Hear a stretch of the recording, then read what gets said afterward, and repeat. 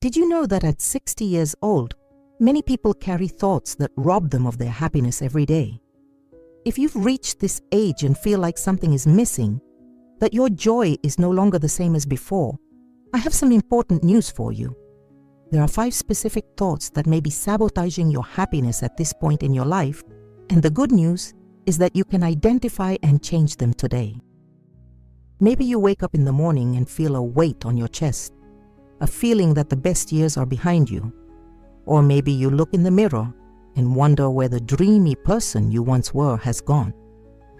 These feelings don't just happen. They are the result of thought patterns that have taken hold in your mind over the years, but they don't have to continue controlling your life.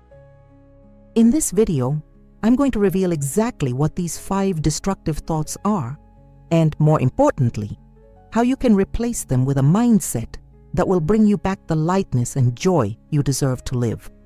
If you don't make these changes now, you could spend the next few years trapped in these limiting thoughts, missing out on precious opportunities to be truly happy. But if you stick with me until the end, you'll discover the secret that can completely transform your outlook on this phase of life. Thought 1. My best years are over. This is perhaps the most dangerous thought that can inhabit the mind of someone at 60. It is that inner voice that whispers that you have already lived all that you had to live, that the great adventures are behind you, and that now all that is left is to wait for time to pass. This thought is like a silent poison that kills hope and steals the motivation to create new projects and dreams. The problem with this mindset is that it creates a self-fulfilling prophecy. When you believe that your best years are behind you, you stop investing in yourself. You stop seeking out new experiences. And as a result, your life actually becomes dull and boring. It's as if you're digging the hole of your own unhappiness.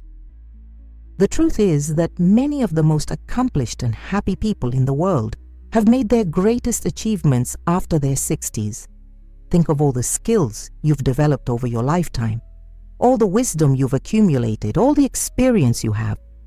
At 60, you have something that younger people don't, a unique combination of knowledge, emotional stability, and freedom that can be incredibly powerful. To put this change into practice, start each day by making a list of 3 new things you can try. It could be something as simple as trying a different recipe, talking to a neighbor you've never talked to before, or watching a movie from a genre you wouldn't normally choose. The important thing is to break the routine and prove to your mind that there's still a lot to discover. Another powerful strategy is to set a personal project that you've always wanted to do, but never had the time to do. Maybe it's learning a musical instrument, writing a memoir, starting a garden, or volunteering for a cause you believe in. When you have something to get excited about, your days can feel colorful and purposeful again. The benefits of this mindset shift are immediate and profound. You'll wake up feeling more energized, more curious about the world around you, and discover that you still have a lot to give and receive from life. Your conversations will become more interesting, your relationships will become richer, and you'll become a source of inspiration for others your age who are also stuck in this limiting mindset. Thought 2. I'm a burden to others. This second sabotaging thought is extremely common and painful. It's when you start to believe that your presence is annoying, that your opinions no longer matter, that you've become a burden to your family and friends. This feeling can arise from small, misinterpreted cues. A child who always seems too busy to talk, grandchildren who prefer to be on their phones when you're around, or friends who frequently cancel dates. The danger of this thinking is that it creates a terrible, vicious cycle.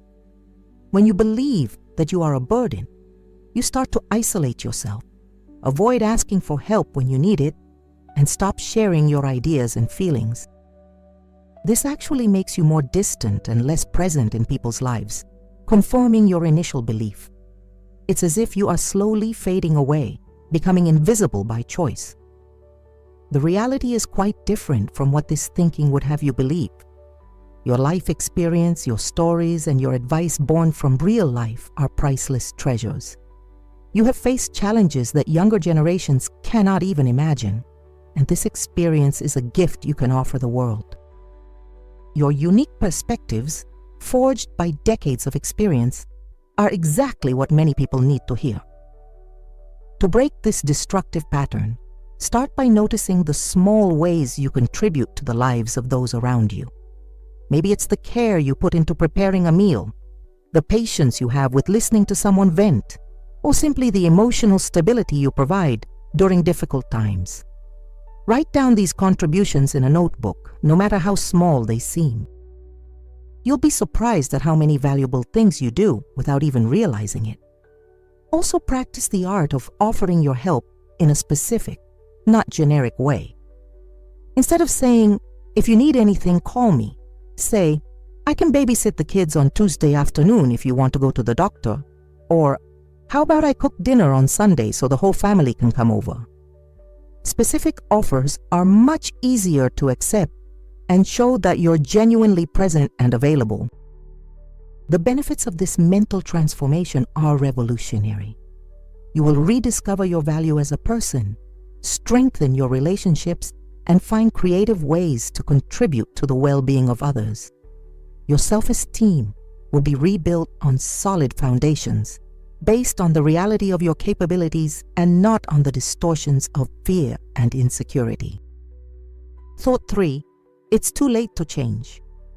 The third sabotaging thought is this deeply ingrained belief that by the time you're 60, you can no longer change, that your personality is set in stone, that your habits are immutable, and that any attempt to change is a waste of time. This thought is like a mental prison that keeps you stuck in patterns that may no longer be serving your happiness. This mindset is especially dangerous because it kills hope before you even attempt to make a change. How many times have you thought about doing something different but given up before you even started because you believed that people my age don't do that? Or, "I'm just the way I am. I'm not going to change now." This mindset robs you of precious opportunities for personal growth and renewal. Modern science has proven that our brains retain the ability to form new connections and learn new things until the end of our lives. This means that you can develop new habits, learn new skills, and even transform aspects of your personality that are not good for you. Age is not a barrier to change. It is just an excuse that our lazy mind uses to avoid the initial discomfort of leaving our comfort zone. Think about all the changes you have made throughout your life. You have been a child, a teenager, a young adult. You have gone through different professional phases. Perhaps you have become a parent. You have faced losses and renewals. If you were able to adapt to all these transformations before, why would it be any different now? The difference is that now you have even more emotional and intellectual tools to deal with changes intelligently. To put this into practice, pick one small change you'd like to make and break it down into tiny steps. If you want to exercise more, start with 5 minutes of walking a day. If you want to be more social, start by saying hello to a neighbor once a week. If you want to learn something new, dedicate 15 minutes a day to that activity. The key is consistency, not intensity. Celebrate each small victory as if it were a major achievement, because it truly is. Every time you do something different from what you've always done, you're proving to your mind that change is possible. This creates positive momentum that facilitates bigger changes in the future. The benefits of letting go of this limiting mindset are transformative. You'll rediscover your ability to grow, feel younger mentally, and open doors to experiences that can bring renewed joy to your life. Most importantly, you'll become an inspiring example that it's never too late to reinvent yourself.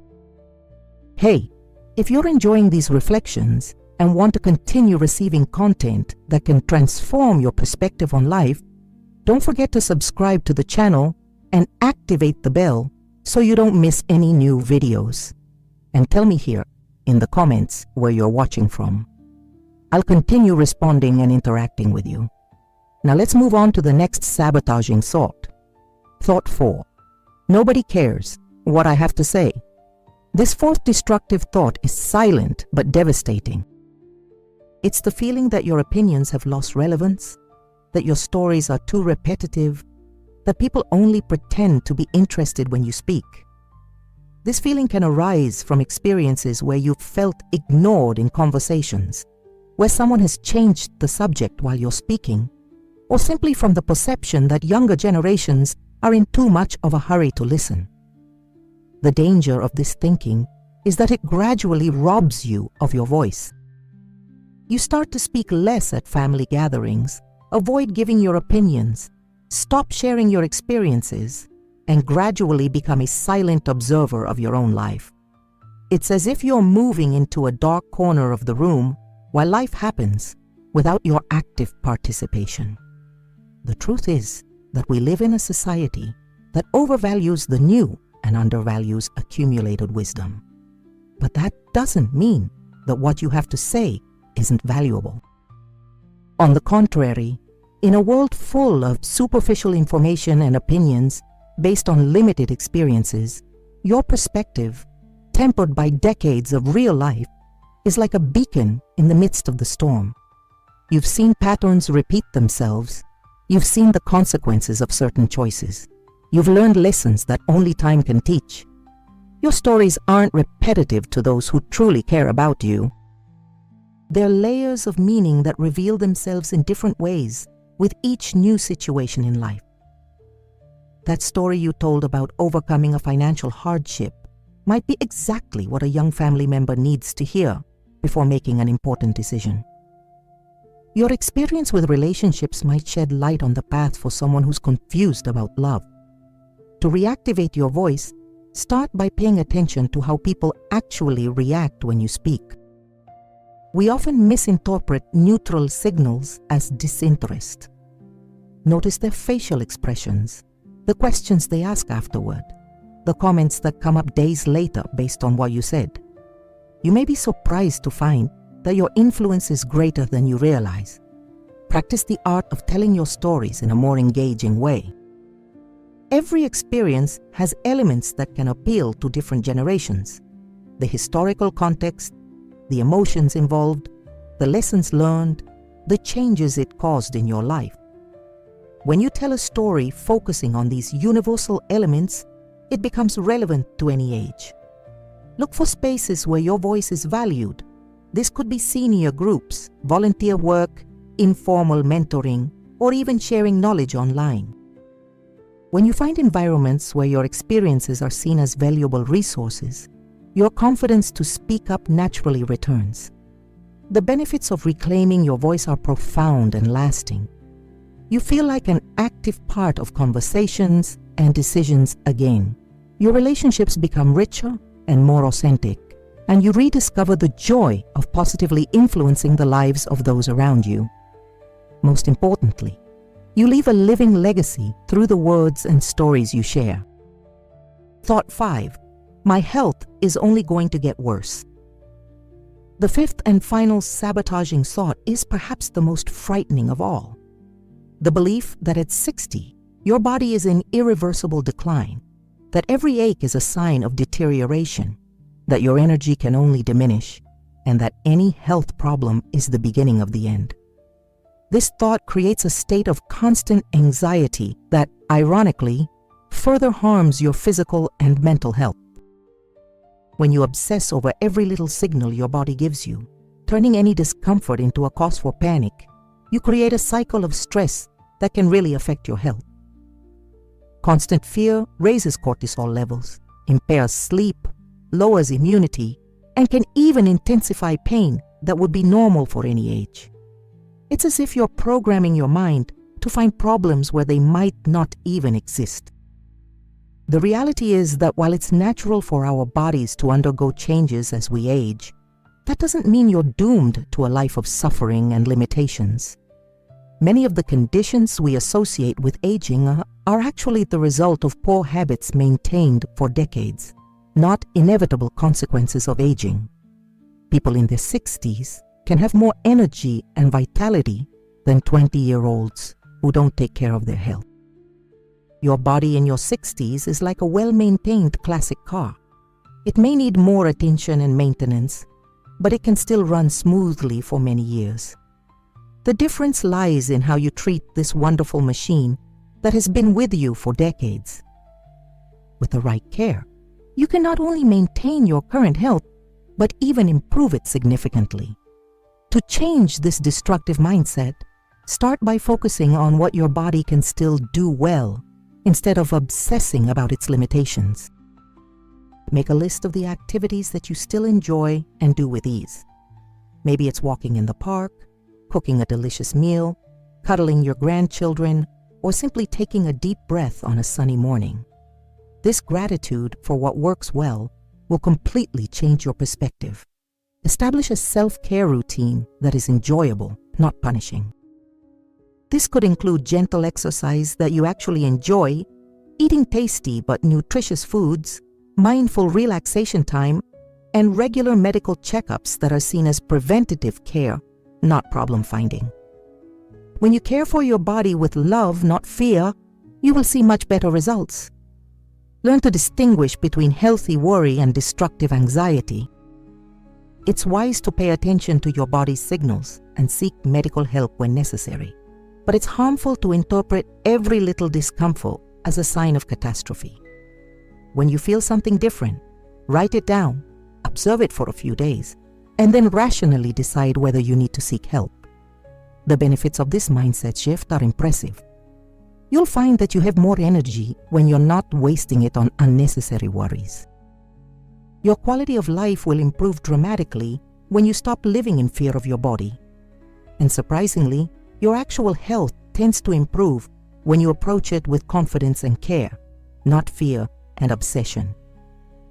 We've reached the end of this journey of discovery, and I hope you've recognized at least one of these 5 sabotaging thoughts in your own life. The good news is that you now have the tools to identify and transform them. Remember, your best years are not behind you. They can begin right now. You are no one's burden.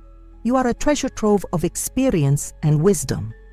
It's never too late to change, and what you have to say matters a lot more than you might think. Your health can be your ally, not your enemy, when you treat it with care and respect. Happiness in your 60s is not an accident. It is a conscious choice you make every day. It is the decision to question thoughts that do not serve you, to embrace possibilities instead of limitations, to see each new day as an opportunity to grow and contribute. You have every right to be happy at this stage of your life, and more than that, you have all the tools you need to build that happiness. The time ahead of you can be the richest and most rewarding of your entire life, if you allow it. Start today by choosing one of these sabotaging thoughts to work on. Be patient with yourself. Celebrate each small victory, and remember that transforming your mind is a process, not a one-time event. Now I want to hear from you. Which of these 5 thoughts resonates most with your experience? Which strategy will you try first to begin your transformation? Share your thoughts in the comments, because your experience may inspire others who are going through the same process.